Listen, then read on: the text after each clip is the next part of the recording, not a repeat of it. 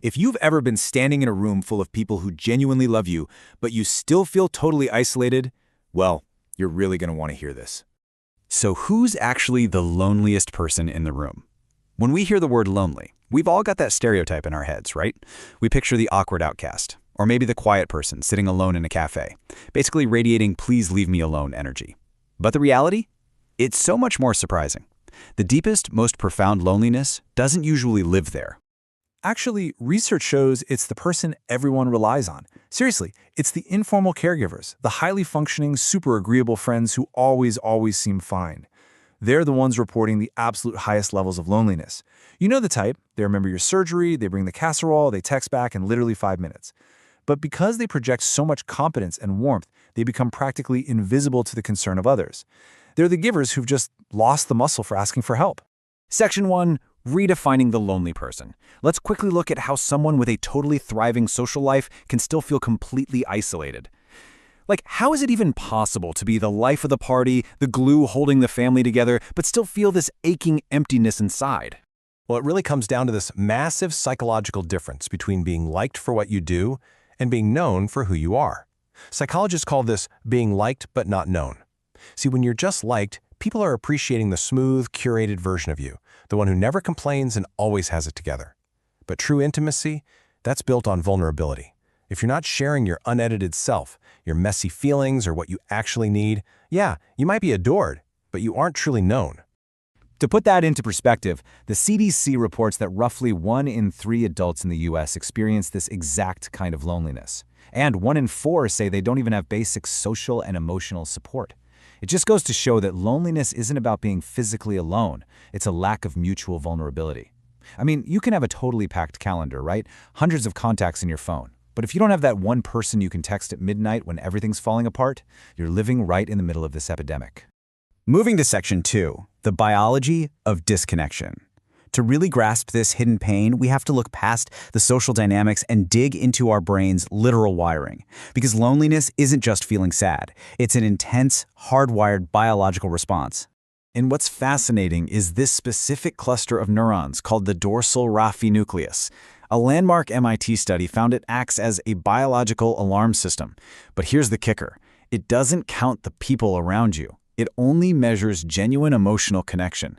So it can scream just as loudly at a packed dinner party as it does when you're sitting all alone in your apartment. Your brain isn't counting bodies. It's frantically searching for a signal. So if you feel alone in a room full of love, please hear me on this. You are not ungrateful, and you are not broken.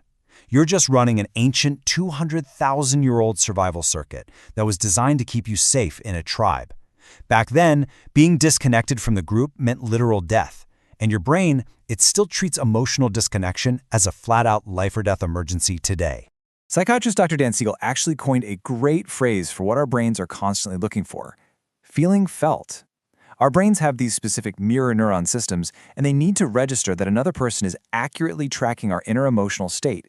If your loved ones aren't tracking how you're really feeling because, you're hiding it behind a smile, your nervous system registers a dangerous disconnection.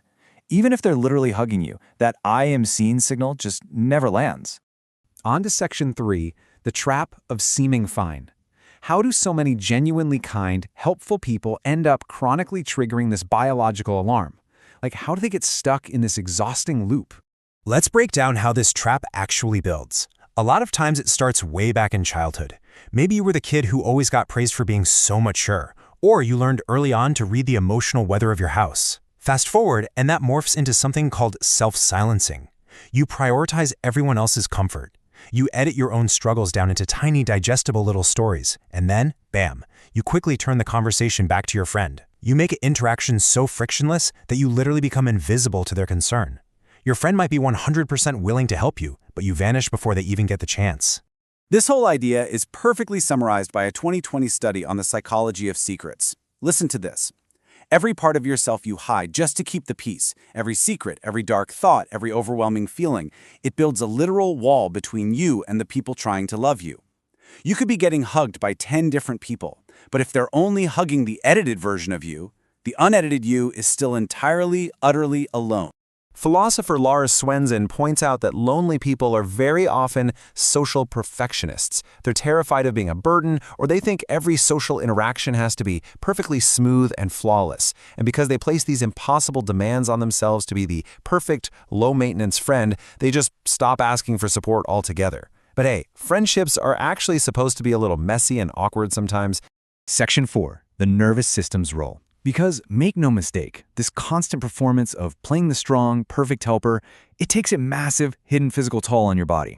There's this concept from Dr. Stephen Porges called polyvagal theory, which identifies a neural circuit called the ventral vagal pathway.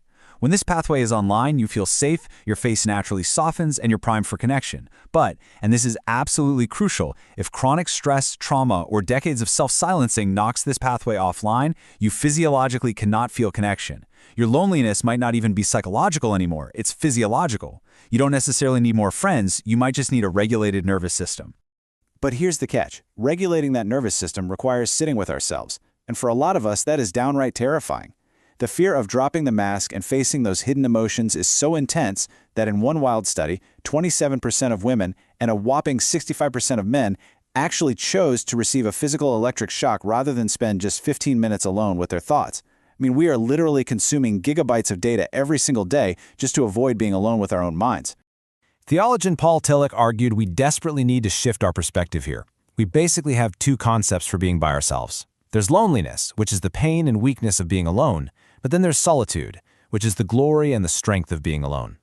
To fix our external connections, we have to become friends with ourselves first.